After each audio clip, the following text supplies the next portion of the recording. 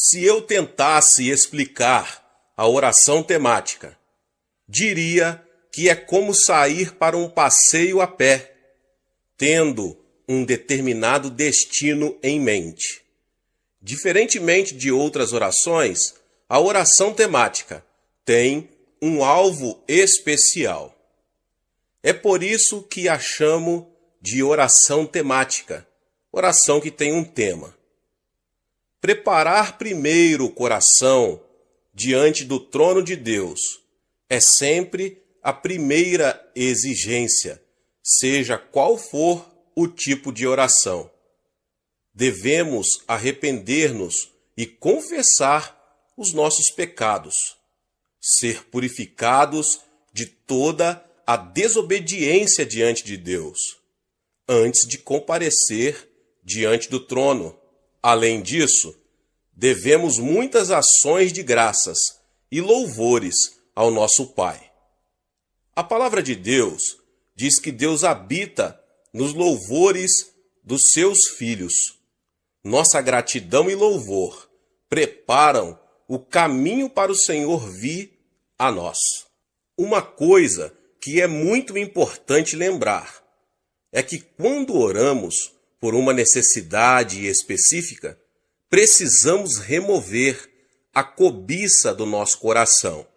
Se fazemos exigências ou amolamos Deus em favor dos alvos que estabelecemos para nós, com cobiça no coração, nossas orações não surtirão efeito. Sejam quais forem os alvos da nossa vida, devemos primeiramente colocá-los no altar do Senhor e considerar em primeiro lugar o que daria mais glória a Ele. Se o propósito da nossa oração não for a sua glória, devemos reconhecer esse fato e abrir mão desse alvo, por não fazer parte da vontade de Deus. Se nossa oração for da vontade de Deus, devemos ter fé em que nos atenderá com certeza.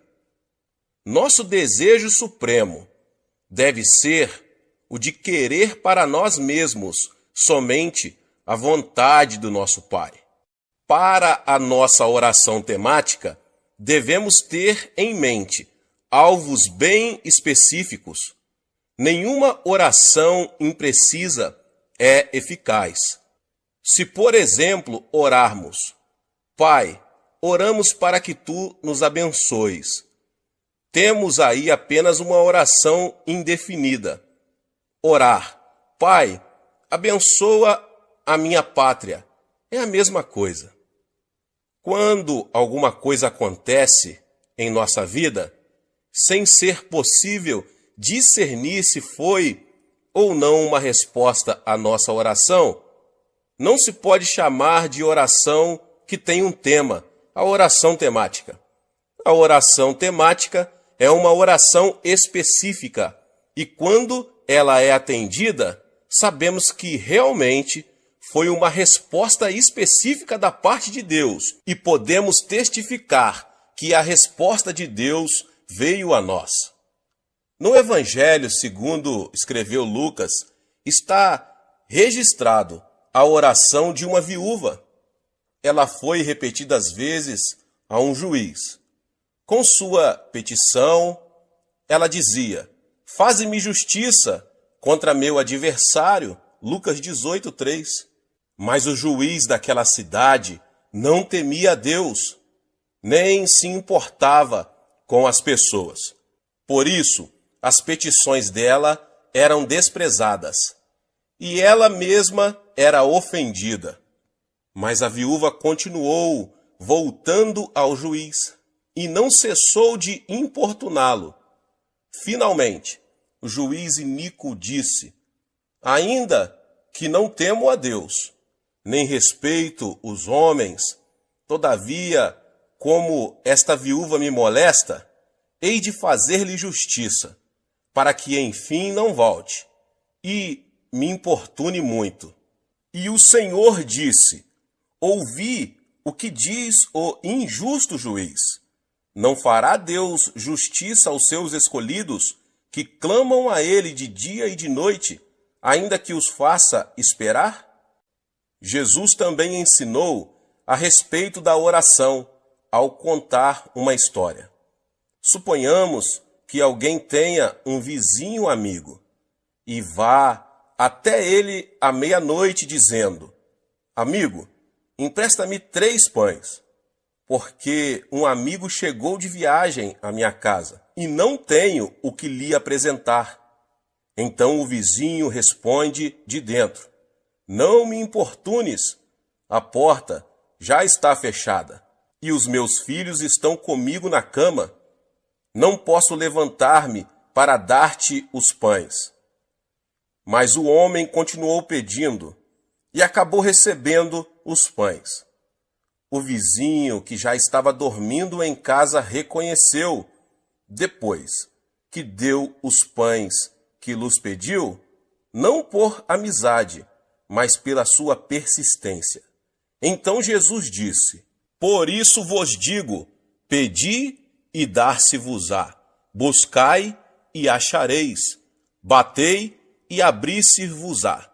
Pois qualquer que pede recebe, quem busca acha, e a quem bate, abrir-se-lhe-á. Qual o pai dentre vós, que se o filho lhe pedir pão, lhe dará uma pedra? Ou se lhe pedir peixe, lhe dará por peixe uma serpente? Ou se lhe pedir um ovo, lhe dará um escorpião? Se vós, pois sendo maus, sabeis dar boas dádivas aos vossos filhos, quanto mais dará o Pai Celestial, o Espírito Santo, àqueles que pedirem? Portanto, orarmos, devemos ter alvo bem específicos, tais como: faze-me justiça contra meus adversários, ou empresta-me 3 pães. A oração sem alvos exatos não pode ser chamada de oração temática, a oração que tem um tema. Durante esses últimos meses, fiquei com uma única oração temática. Tinha que achar um novo templo para a nossa Igreja do Evangelho Pleno em Tóquio. Na cidade de Tóquio, é exatamente difícil achar um prédio apropriado para servir de templo da igreja. Mesmo quando descobríamos um prédio para alugar, se disséssemos que era para as atividades da igreja, a maioria dos donos dos imóveis recusava, especialmente para os cristãos coreanos. Visando esse propósito específico, então fiquei lutando em oração durante vários meses. E Deus nos atendeu e nos capacitou a alugar um belo prédio no centro de Tóquio. É bem melhor do que aquele que agora temos e dispõe de um estacionamento maior. Mas a oração imprecisa, sem alvos nítidos, é como alguém escrever uma carta sem dar informações, sem destinatário e sem endereço. A fé é a substância das coisas nítidas que se esperam. Se tiver uma ideia vaga de sua meta, então estará fora de contato com aquele que pode responder à sua oração. É preciso que você tenha uma meta clara e definida. Aprendi esta lição de uma maneira muito especial. Tinha estado no ministério pastoral durante alguns meses e era tão pobre que não possuía bens materiais algum. Era solteiro e vivia num quarto pequeno. Não tinha escrivaninha, nem cadeira, nem cama. Comia no chão, dormia no chão e estudava no chão. Tinha de andar quilômetros e quilômetros todos os dias para poder desempenhar meu ministério de ganhar almas. Mas um dia, enquanto lia a Bíblia, fiquei tremendamente impressionado pelas promessas de Deus. A Bíblia dizia que se tão somente eu colocasse minha fé em Jesus e orasse em seu nome, eu receberia tudo o que pedisse. A Bíblia também me ensinava que eu era filho de Deus, filho do Rei dos Reis, o Senhor dos Senhores. De modo que então orei dizendo: Pai, por que deve um filho do Rei dos Reis e Senhor dos Senhores viver sem escrivaninha, sem cadeira, sem cama e andar quilômetros todos os dias? Pelo menos eu poderia ter um escritório humilde, uma cadeira em que se sentar e uma humilde bicicleta a fim de sair a fazer visitas. Achava que, segundo as Escrituras, eu podia pedir estas coisas ao Senhor. Ajoelhei-me e orei: Pai, agora estou orando. Por favor, envia-me uma escrivaninha, uma cadeira e uma bicicleta. Pus toda a minha fé no pedido e dei graças a Deus. A partir deste momento, comecei a esperar a entrega dessas coisas. Passou um mês e não recebi resposta alguma. Passaram 2, 3, 4, 5, 6 meses e ainda continuava a esperar e nada acontecia. Certo dia chuvoso, eu estava realmente deprimido. Não tinha comido nada, estava com muita fome, cansado, deprimido e comecei a reclamar. Senhor, pedi-lhe uma escrivaninha, uma cadeira e uma bicicleta vários meses atrás, e não me deste nenhuma destas coisas. Tu vês que estou pregando o Evangelho para as pessoas pobres deste bairro pobre. Como posso pedir-lhes que exerçam a fé quando eu mesmo não posso praticá-la? Como posso pedir-lhes que coloquem a fé no Senhor e vivam pela palavra e não pelo pão? Meu Pai, estou tão desanimado, não estou muito certo disto, mas sei que realmente não posso negar a palavra de Deus. A palavra deve permanecer e tenho certeza que vais responder-me, pois desta vez eu simplesmente não tenho certeza do quando e como. Se vais responder à minha oração depois que eu morrer, de que me aproveitará isso? E se vais responder à minha oração, faze-o rapidamente, por favor. Então sentei-me e comecei a chorar. Subitamente senti uma serenidade, uma tranquilidade invadindo a minha alma. Toda vez que me vem esse tipo de sentimento, sentimento da presença de Deus, ele sempre fala: de modo que esperei. Então, aquele cicio suave ressoou em minha alma e espírito, dizendo: meu filho, ouvi sua oração muito tempo atrás. Exclamei abruptamente: então onde estão minha escrivaninha, minha cadeira e minha bicicleta? Disse-me o Espírito: sim, esse é o seu problema, o problema de todos os meus outros filhos. Imploram exigindo todo tipo de coisas, mas fazem com termos tão vagos que não posso responder. Será que você não sabe que há dezenas de tipos de escrivaninhas, cadeiras e bicicletas? Mas você simplesmente pediu uma escrivaninha, uma cadeira e uma bicicleta. Não pediu uma escrivaninha específica, nem uma cadeira específica e nem uma bicicleta específica. Este foi um ponto crítico de minha vida. Nenhum professor do Instituto Bíblico me havia ensinado estas coisas. Eu tinha cometido um erro que resultou num abrir de olhos para mim. Então disse eu: Senhor, realmente desejas que eu ore em termos específicos? Desta vez o Senhor me levou para Hebreus, capítulo 11. A fé é a certeza das coisas, coisas bem específicas que se esperam. Ajoelhei-me de novo e disse: Pai, sinto muito. Cometi um grande erro e te compreendi mal. Cancelo todas as minhas orações passadas. Começarei tudo de novo. Então dei o tamanho da escrivaninha, que devia ser de mogno das Filipinas.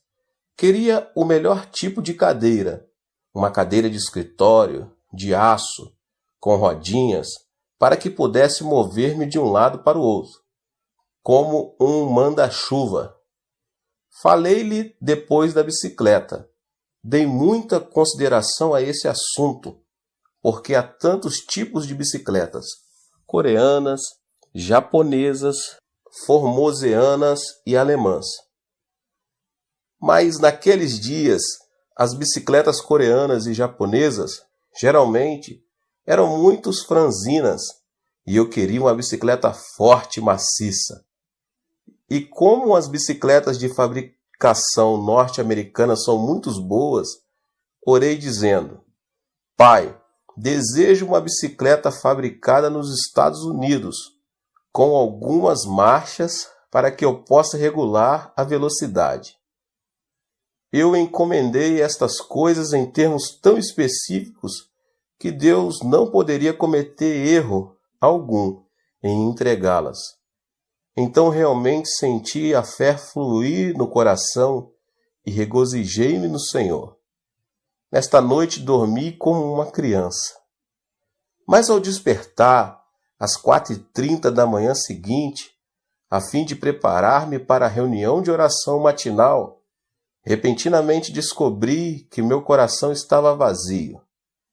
Na noite anterior, eu tinha toda a fé que há no mundo, mas enquanto dormia, a fé bateu asas e me deixou. Não sentia nada no coração, disse. Pai, isto é terrível. Uma coisa é ter fé, mas é totalmente diferente conservar essa fé até receber a resposta. Este é um problema comum de todos os cristãos. Podem escutar por algum tempo a um pregador excelente e ter toda a fé que há no mundo enquanto o ouvem. Mas antes que cheguem a casa para perderem tudo, sua fé bate asas e voa. Nessa manhã, lendo a Bíblia, à procura de uma passagem especial para pregar, repentinamente meus olhos caíram em Romanos 4,17. Deus que vivifica os mortos e chama à existência as coisas que não existem. Meu coração pegou-se a esta passagem e ela começou a queimar-me as entranhas, meu interior. Disse a mim mesmo, acho que podia simplesmente chamar-me à existência aquelas coisas que não existem como se existisse, como se já as possuísse. Eu tinha recebido a resposta ao problema, como conservar minha fé. Corri para a tenda que nos servia de igreja, onde as pessoas já haviam começado a orar, e depois de cantarmos alguns hinos comecei a pregar. Expus essa mensagem bíblica e disse: Irmãos, pela bênção de Deus, já tenho uma escrivaninha de mogno das Filipinas, uma linda cadeira de aço com rodinhas e uma bicicleta com marchas de fabricação norte-americana. Louvado seja o Senhor! Já recebi todas estas coisas. As pessoas ficaram a olhar de boca aberta, pois sabiam que eu era totalmente pobre e gabava-me destas coisas e não podia acreditar no que ouviam. Pela fé, realmente louvava a Deus, fazendo justamente o que a palavra de Deus ordena. Depois do culto, enquanto saía, 3 rapazes seguiram-me e disseram: Pastor, queremos ver suas coisas. Fiquei aterrado porque não tinha contado com a possibilidade de ter que mostrar minhas coisas. Todos os membros da igreja moravam em um dos bairros mais pobres e se percebesse que seu pastor lhes havia mentido, meu ministério ali estaria terminado. E os jovens não estavam dispostos a voltar atrás. Achava-me em uma terrível situação e comecei a orar. Senhor, desde o princípio, essa não foi ideia minha. Foi tua ideia que eu lhes dissesse isso. Simplesmente te obedeci, e agora estou em apuros. Falei-lhes como se eu fosse dono das 3 coisas. Que explicação posso dar-lhes agora? Tu precisas ajudar-me, como sempre tens feito. Então o Senhor veio em meu auxílio, e uma ideia começou a flutuar em meu coração, de modo que lhes disse resolutamente: venham ao meu quarto e as verão. Todos foram e começaram a olhar ao redor procurando a bicicleta, a escrivaninha e a cadeira. Disse eu: não procurem essas coisas, eu las mostrarei mais tarde. Aponte o dedo para o Sr. Park, que agora é pastor de uma das maiores igrejas das Assembleias de Deus da Coreia, e disse: far-lhe algumas perguntas. Se você puder responder às minhas perguntas, mostrar-lhe-ei todas estas coisas. Por quanto tempo você esteve no ventre de sua mãe antes de vir ao mundo? Ele coçou a cabeça e disse: bem, 9 meses. Respondi então: o que você fez durante 9 meses no ventre da sua mãe? Cresci. Mas prosseguiu, ninguém o via. Ninguém podia ver-me porque eu estava dentro do ventre da minha mãe. Então eu disse: ainda no ventre de sua mãe, você era o mesmo bebê que nasceu para o mundo. Você respondeu corretamente. A noite passada, ajoelhei-me aqui e orei ao Senhor, pedindo a escrivaninha, a bicicleta e a cadeira. E pelo poder do Espírito Santo concebi essas coisas. É como se estivessem dentro de mim, crescendo neste momento. E são tanto a escrivaninha, a cadeira e a bicicleta, como quando forem vistas pelas pessoas na época de sua entrega. Eles começaram a rir de mim. Disseram: esta é a primeira vez que já vimos um homem grávido de uma bicicleta, uma escrivaninha e uma cadeira. E saindo do meu quarto começaram a espalhar por toda a cidade o rumor de que o ministro estava grávido de uma bicicleta, uma cadeira e uma escrivaninha. Mal podia andar pela cidade. As mulheres se juntavam olhando para mim e davam risadas. E alguns dos jovens travessos de minha igreja chegavam a mim no domingo, tocavam-me o estômago e dizia: pastor, quantos meses faltam? Mas naqueles dias, todos eu sabia que tinha tais coisas crescendo dentro de mim.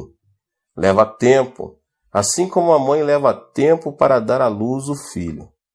Sem dúvida alguma, as coisas que você pediu hoje levarão algum tempo antes de que cheguem, mas você já está grávido delas, e no devido tempo as terá. Mantive-me louvando o Senhor constantemente, e no tempo devido as 3 coisas chegaram, e chegaram exatamente como encomendas. A escrivaninha era de mogno das Filipinas, a cadeira era japonesa, fabricada pela companhia, e tinha rodinhas para que eu pudesse mover-me, e a bicicleta, de segunda mão, era norte-americana, e tinha várias marchas. Tinha sido um filho de um casal de missionário norte-americano. Trouxe para casa essas 3 coisas pelas quais tinha esperado tanto, e isso mudou por completo minha maneira de orar. Até então, tinha orado em termos vagos, mas desse dia em diante jamais orei em termos vagos.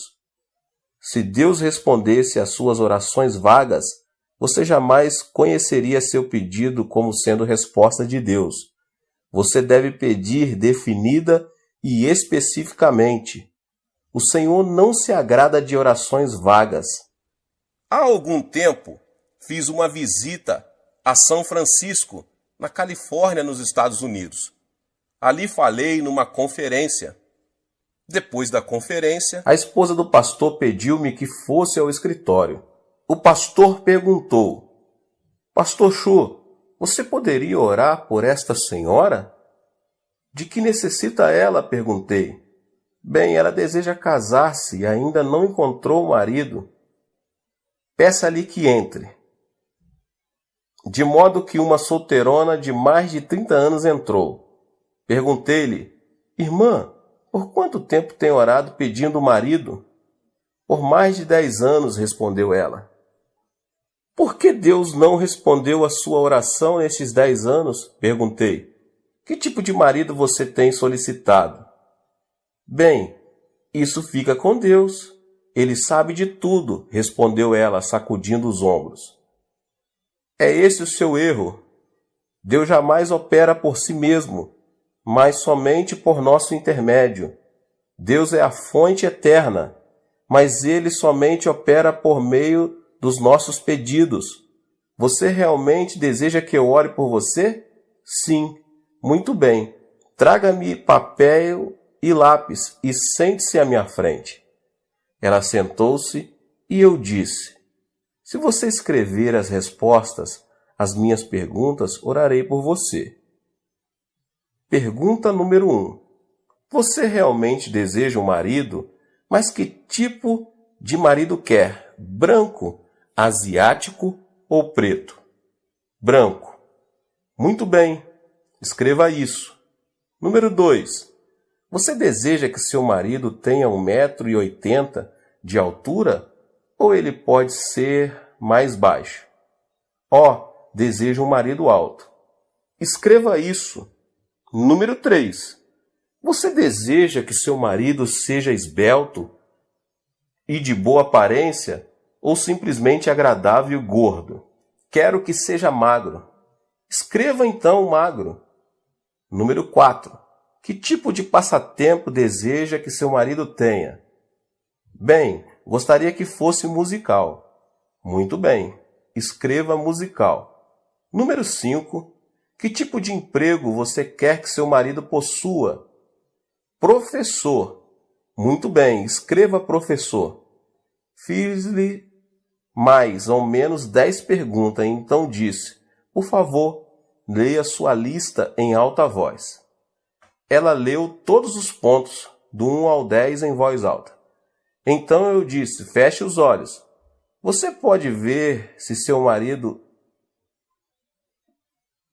pode ver seu marido agora? Sim, posso vê-lo claramente. Muito bem. Encomendemo-lo agora. Enquanto não vir seu marido claramente com os olhos da imaginação, você não pode fazer o pedido, porque Deus jamais responderia. É preciso que você o veja claramente antes de começar a orar. Deus nunca responde a orações vagas. Ela ajoelhou-se e impus as mãos sobre ela. Ó Deus, agora ela conhece o marido que deseja. Veja o seu marido. Tu conheces o marido dela. Pedimo-lo em nome de Jesus. Continuei e, dirigindo-me a ela: Irmã, leve este pedaço de papel para casa e cole no espelho. Todas as noites, antes de ir para a cama, leia estes 10 pontos em alta voz. E todas as manhãs, ao se levantar, leia em voz alta estes 10 pontos e louva a Deus pela resposta. Passou-se um ano, e aconteceu de eu estar passando por essa cidade novamente, quando a esposa do ministro me telefonou. Disse ela: Pastor, será que o senhor pode vir almoçar conosco? É claro que posso. Fui almoçar com eles. Assim que cheguei ao restaurante, ela disse: ela se casou, ela se casou. Quem é que se casou? Lembra-se daquela moça por quem o Senhor orou? Aquela a quem o Senhor pediu que escrevesse os 10 pontos. Ela se casou. Sim, agora me lembro. O que aconteceu?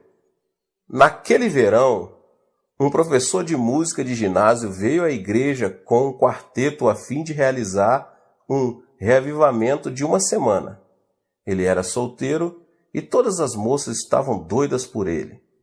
Queriam sair com ele, mas esse camarada não lhes dava a menor atenção. Entretanto, ficou fascinado por aquela solteirona.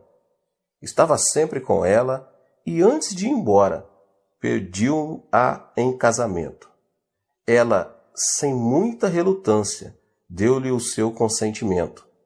Casaram-se naquela igreja para a alegria de todos, e no dia do seu casamento, a mãe dela pegou aquele pedaço de papel, leu os 10 pontos para a congregação, rasgando-o em seguida. Parece história, mas realmente é assim que funciona. De modo que sempre que desejar receber respostas do Senhor, apresente objetivos claros. Não diga, ó Deus, abençoa-me, abençoa-me. Você sabe quantas bênçãos a Bíblia contém? Mais de 8.000 promessas.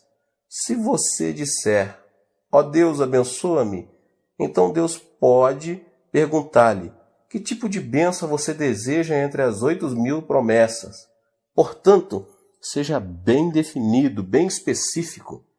Pegue um caderno, anote, veja sua meta claramente. A oração temática também é oração fervorosa, contínua, uma luta de meia hora ou 1 hora, em favor de um só pedido específico. Paciência é uma condição prévia da oração temática. Na oração temática, muitas vezes os nossos alvos aparentemente foram desfeitos e sua realização nos parece impossível. Os cristãos, porém, não devem desistir. Na oração temática, devemos perseverar. Às vezes você sente que seu alvo foi destruído ou que é de impossível cumprimento, mas você não deve desanimar, deve persistir em oração a Deus. Na minha experiência pessoal, passei por muitas ocasiões em que meus alvos e sonhos foram arruinados e esmigalhados na minha oração temática. Mas no meio de tais períodos de decepção, continuei confiando em Deus e acabei recebendo a sua resposta à minha oração. Deus ressuscitou meus sonhos mortos. Tínhamos orado pedindo um terreno onde pudéssemos construir um edifício para nosso jornal diário. E Deus nos ajudou a adquirir e pagar 2.000 piong de terras, o equivalente a 71.160 metros quadrados. Todos nos regozijamos e demos graças a Deus por isso. Mas então surgiram imprevistos que quase nos levaram a perder o terreno. Nosso sonho de levantar o prédio do jornal, por pouco, não se arruinou de vez. Ficamos desanimados, tentados ao desespero. Mas clamamos a Deus e continuamos orando, lembrando-nos de que Abraão gerou seu filho Isaque quando tinha 100 anos de idade e Sara 90 anos. Era-lhes humanamente impossível gerar um filho. Ao persistirmos na oração, Deus nos deu uma resposta. Nosso sonho voltou à vida. O terreno foi-nos devolvido e começamos a construir. Quando oramos de modo específico em favor da realização de certos sonhos, passamos por um período em que nossos projetos morrem, mas Deus os ressuscita para não regredirmos na fé, em o nome do Senhor Jesus. Deus abençoe a sua vida, você que ouviu essa palavra. Se você chegou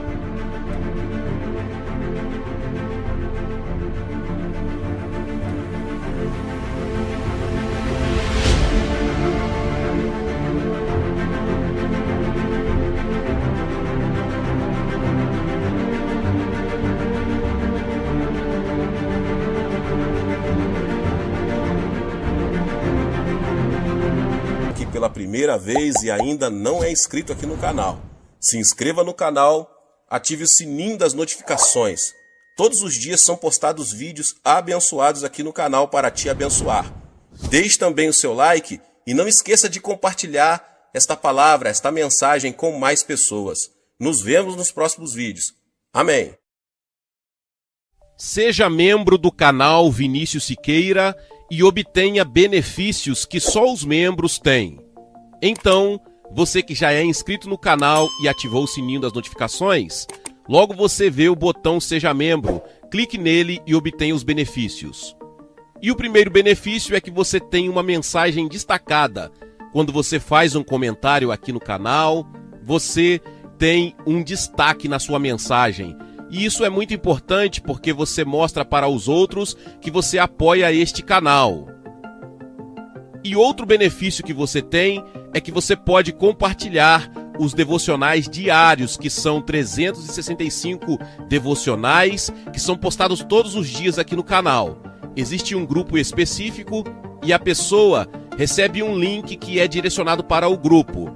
E nesse grupo você tem todos os devocionais de todos os dias do mês, que você recebe logo pela manhã, e você tem o benefício de compartilhar esses devocionais com os seus contatos. Esse benefício é apenas para os membros. No YouTube não tem como compartilhar os devocionais, apenas ler na comunidade do YouTube, mas quem é membro tem o benefício de compartilhar com todos os seus contatos e as suas redes sociais. Seja membro!